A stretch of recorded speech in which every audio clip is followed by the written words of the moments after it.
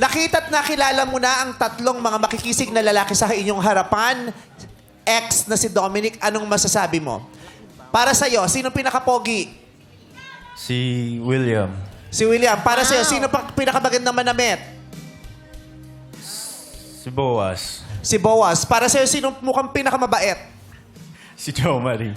Aba, lahat! So yun, may idea ka na. Pwede Dominic. Ngayon, kilalanin mo sila, Dorothy. Ano ang first question mo? Wow! Puro ka forma. Kakaabot lang. Paano ba dapat? Mas mahal First question. Okay, for my first question, ano ang isasagot mo kapag sinabi sa iyong I love you, pero pagod na ako? Ouch! Ito. Pasabi natin. Sino? Sino yun? Sino dyan? Kay Jackie. Kailangan, pagkasabi ni Jackie yon, sagutin mo agad, William, mauna ka. Ang linyang, I love you, pero pagod na ako. William, I love you, pero pagod na ako. Ano sasagot mo, William? So, paano yun? Ako na lang ba lalaban? The question is, are you still willing to try? Or is it goodbye? Hiniling ka, Jackie! Hindi. Ano sagot mo doon? No comment. Hanggang ganun lang yung trabaho ko dito, William. Hanggang... Ganda din ha. Ibinalik niya. Di ba? Are you willing to try or goodbye? Oh. O, sino One more time magtatanong? for Jo Marie. Jo Marie, I love you, pero pagod na ako. I love you more, pero kung pagod ka na, pwede ka naman magpahinga eh. Ano, pinatay mo? Dali, hindi mo tapos! Hindi mo tapos! Ay, sorry. Give him a chance. Give him a Sorry. chance. That. Ano yung karugtong nun? Kung pagod ka, pwede ka magpahinga. Sasamahan kita sa kung anumang kapaguran yan. Kung kapagod ka na sa akin, bibigyan kita ng space, time, or kung pagod ka na sa ibang bagay, tutulungan kita doon. At least happy ending. Buhay pala sila sa dulo. Oo, pahinga lang, hindi Pwede na ka na- mahinga. Hindi magpahinga. Pagod ka, pwede kong magpahinga. Oo. Gaabuloy naman ang pamilya ko. Papadala naman kaming misa, mass card at saka bulaklak. One more time for Boaz. Boaz, I love you, pero pagod. Teka lang, dali lang. Bakit? Paano kung totoo nangyayari to? Kasi nung sinabi niya, Boaz, sabi ni Boaz sa kanya, Kaya yung nga matapos kang gumanon, yun ang sasabihin sa babae. I love you, pero pagod na ako. Paano kaya? Baka may acting pala. mga kaway. Go. Boaz, I love you, pero pagod na ako. Hiningahan. Jackie, bitin man pants ko. Joke lang. Hindi, nandito ako para sabihin na naunawaan kita at ginagalang ko kung gusto mo muna magpahinga o ihinto to, pero gusto ko malaman mo na mananatili akong presensya sa buhay mo if you'll allow me. Ganyan mo sasabihin. Yes. yung, kinagalang kita. Ano, you allow me. Executive kasi Parang, siya eh. parang tinanong lang siya kung pwedeng gamitin yung iPad niya, no? Never pa kasi Sabihin- nagka-girlfriend eh. Sabi niya, ngayon alam mo na kung bakit napagod ako. Ang taas pala ng energy lang.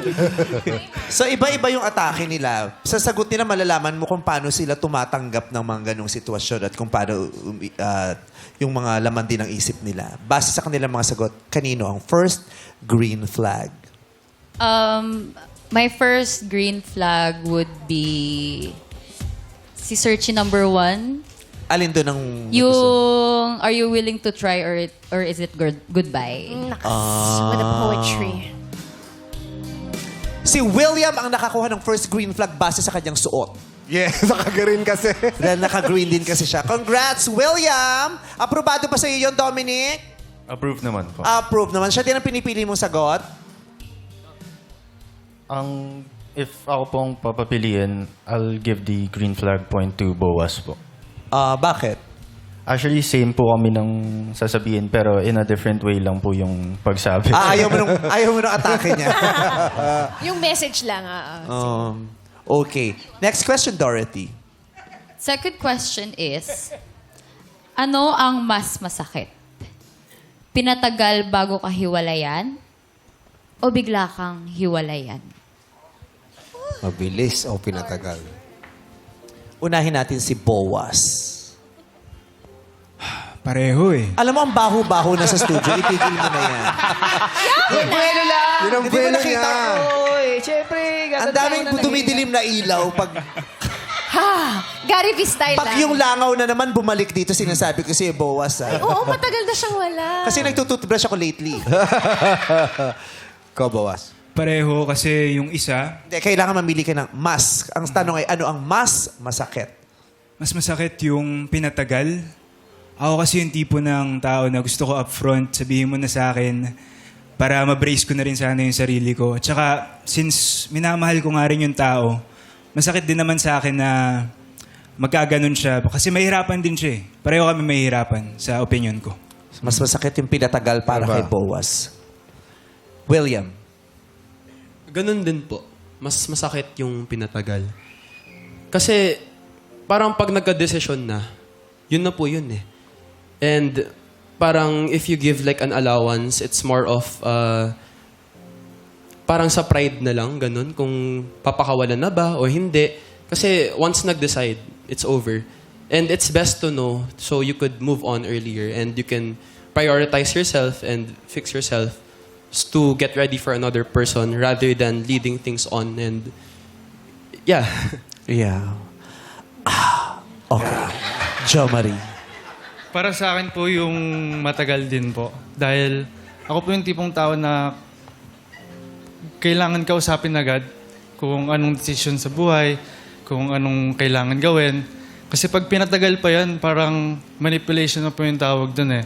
Kasi pag pinatagal mo, iisipin ng isang tao na mahal ka pa niya, nagmamahalan pa kayo. Pero sa totoo, yung isa doon, wala na pong feeling. So parang nawawala na po yung sense ng love doon.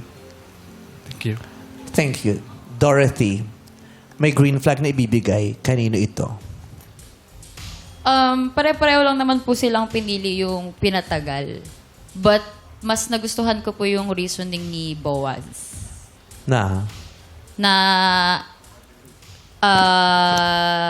parehong mahihirapan kapag pinatagal pa, ganun. Ayun po. Boaz, may green flag ka na din. Congratulations sa iyo. Third question, please, Dorothy. Third question. Pinaplano ba ang pakikipaghiwalay at bakit?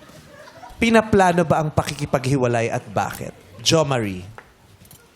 Para sa akin po, pinagpaplanuhan po siya. Dahil pumasok po kayo dalawa sa relasyon na yun na nag-usap kayo, pinagplanuhan niyo din po. Tapos, exit niyo po, magpaplano din po kayo dahil sasabihin niyo po sa isa't isa na kung anong naramdaman niyo. Diba? Parang planado po yung breakup na hindi yung biglaan na lang nasasabihin na masakit yun na biglaan ka na lang po na bibreakan. Mas okay po yung mas pinag-uusapan po. Boaz. Pinag-uusapan kasi maganda malinaw sa parehong panig. Maybe dun sa isa gusto niya pa, dun sa isa ayaw na, 'di ba gusto nang sumuko. So maganda calibrated kayo pagdating doon at sa ganung paraan magkakasundo talaga. William. In general po, communication lang.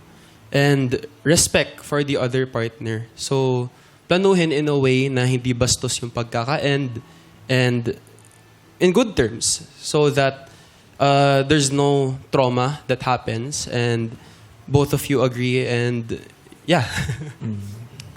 No. May napili ka na, Dorothy? Meron na po. Okay. Pero ang tanong ko, ano ang pinaplano sa pakikipaghiwalay? kung anong sasabihin mo, yung lugar. Kasi lahat sila sinasabi nila pinaplano. Pero ano nga ano yung plinano nyo? Words ba? Oh, minimum Yung damage. sasabihin mo ba ang Sasabihin. pinaplano mo? Yung date? Yung lugar? Yung tao ba yung pinaghahandaan mo? Ano yung plinano? Di ba? Kung pinaplano siya, anong plinano mo? May pinaplano ba doon? Depende siguro kung mutual yung nararamdaman. And siguro kung parehong ayaw nyo na sa isa't isa, I think yun yung sinasabi nila na pag-usapan. Di ba? O kaya nga, pag-uusapan naman talaga eh. It's either mag-uusap kayo or magte-text lang kayo. Ganun lang naman yun. Personal or hindi personal. Or hindi mo na lang siya kakausapin. Pero kung sinabi mong pinaplano mo, ano nga yung plinano nyo? Yun ang... Meron ka bang ipaplanuhin, William? Plano, yun po. Communication po talaga. Like, plano in a way on how to execute your words and everything else. So, syempre, kasi everyone has a Paplanuhin mo career. yung kung anong sasabihin mo sa kanya. Okay. Gagawa kang script, ganun. Pwede rin po. Oo. Jo Marie, anong Sa paplanuhin akin po, ang opinion ko po sa pagpaplano, para po makapaghanda yung isa't isa na kung tutuloy ba nila or hindi, kung yun na ba talaga yung desisyon. Ang ipaplano nyo, kung anong desisyon, kung anong magiging desisyon nyo, yun ang ipaplano. Mutual Yes po. yung decision. Ikaw naman, Joas. Dapat po sa... Bowas pala. Joas. Madaming Joas. Mosa. Cholas pala yan. Dapat po sa mga ganitong discussion may sapat talagang pagbuelo. Lalo na pag ikaw yung may intention na i-break off na.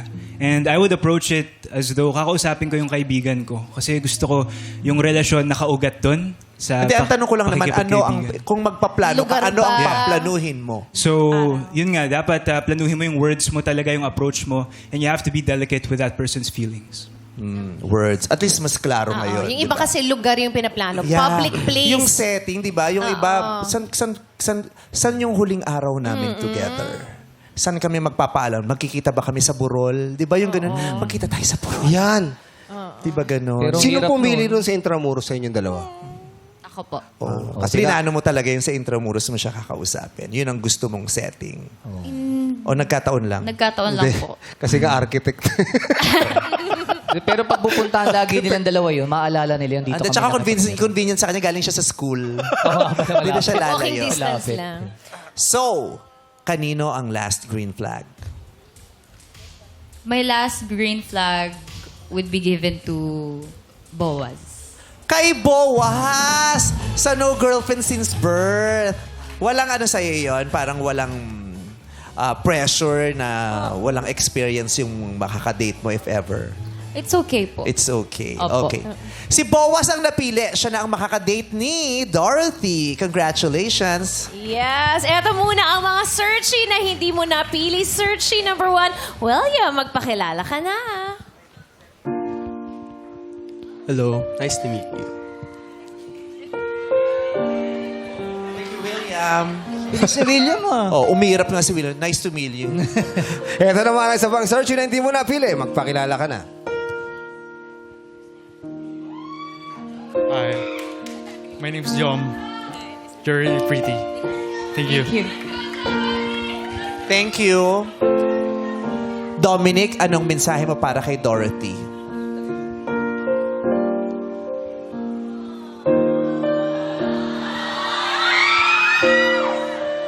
Dorothy, thank you sa time natin. And kahit na maiksi lang siya, naramdaman ko talaga na yung pagmamahal nandun. And kahit na wala na tayo, lagi mong tandaan, I'm just one call away.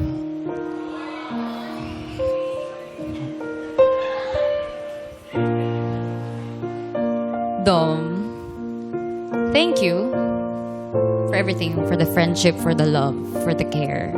Sana may dadalin ka na pangaral and advice that I've given you in the future.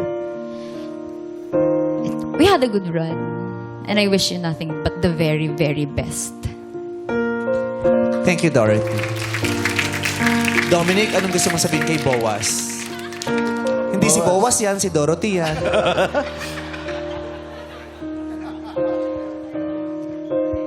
Boas,